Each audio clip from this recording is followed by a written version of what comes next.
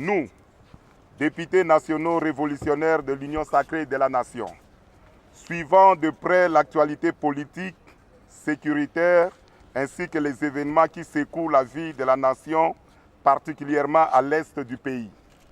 Constatant la persistance des massacres et tueries de civils perpétrés par diverses milices et organisations terroristes dans les provinces de l'Ituri et du Nord Kivu.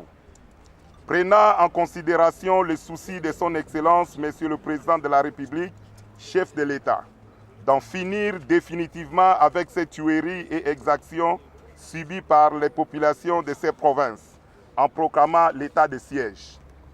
Ayant suivi avec humiliation les propos indélicats tenus par le président du Rwanda, banalisant le génocide congolais et les sacrifices consentis par le docteur Denis Mukwege, préoccupé par les catastrophes naturelles qui secouent la province du Nord Kivu, avec les éruptions volcaniques et tremblements de terre aux conséquences incalculables. Déclarons ce qui suit.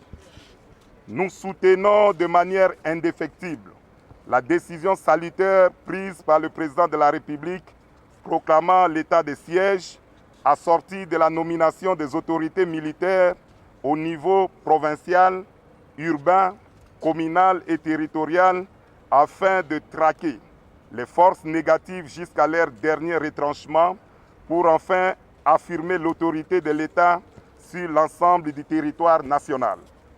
À cet effet, nous soutenons sans relâche nos vaillants FARDC et toutes les forces de sécurité engagées dans ces processus qui se battent nuit et jour au front pour rétablir la paix sur toute l'étendue du pays. Ils méritent donc un traitement humain. Nous prions les autorités militaires et policières nommées dans les provinces concernées de bien tenir compte de la primauté des droits et libertés fondamentaux de la personne humaine afin de le garantir pour assurer l'harmonie sociale et la collaboration de la population civile pour la réussite de la mission qui leur est confiée. Nous sommes conscients qu'une éruption volcanique est une catastrophe naturelle aux conséquences désastreuses. Nous compatissons avec toutes les victimes de ces phénomènes et encourageons le gouvernement de la République, à travers tout le ministère impliqué, de tout mettre en œuvre pour rétablir en toute urgence les conditions de vie de ses compatriotes en détresse. Nous demandons au gouvernement de mettre le moyen nécessaire à la disposition de l'Observatoire volcanique de Goma pour assurer la surveillance volcanique préventive. Concernant les propos tenus par le président rwandais, nous affirmons que la République démocratique du Congo est fière de son digne fils, le docteur Denis Mukwege, appelé affectueusement réparateur des femmes, de renommée nationale et internationale pour qui nous demandons non seulement à l'Afrique, mais aussi au monde entier de les traiter avec dignité et considération. Car le prix Nobel de la paix lui décerné n'est nullement le fait d'un hasard, mais plutôt le fruit de son travail de titan abattu sur terrain.